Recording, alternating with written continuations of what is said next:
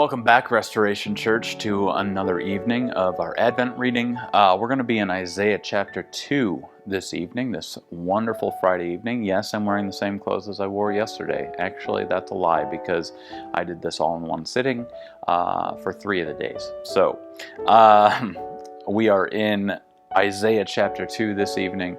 Hope that you're enjoying these, and we are in a season of Advent, with this week being a season of hope, the week of hope, and we're picking scripture that goes along with that theme each and every week. This week is hope, next week is preparation, then after that is joy, and the week of Christmas is love. So keep tuning in at 6 o'clock every single evening, Wednesday through Saturday, and we will have some more scripture for you.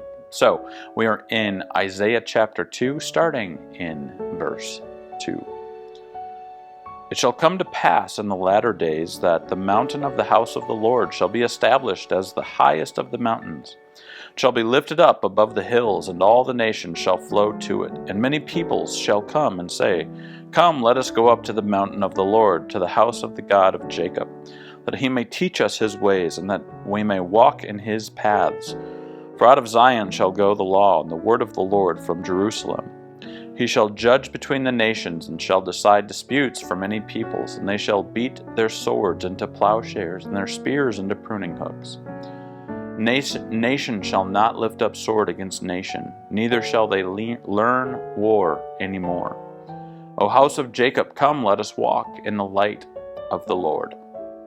Now, what does that look like for you? This is actually a passage looking forward to the second coming of the Messiah. We know that Jesus came once, and we believe in the Christian faith that he is coming again. And that's what this scripture here is alluding to, that there's going to be no more war. There will be no more, there will be peace. So they don't need the swords anymore. They don't need spears. They can use them for different purposes. And we're looking forward to that day, that we have hope of that day, and that day soon. So the question for this evening is, are you hoping for Christ's return? I remember when I was a child, when I was in high school, I was not hoping for Christ's return because there was a lot I wanted to accomplish before he came back.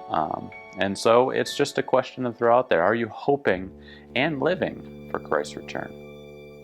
We'll see you tomorrow night, right before the big game.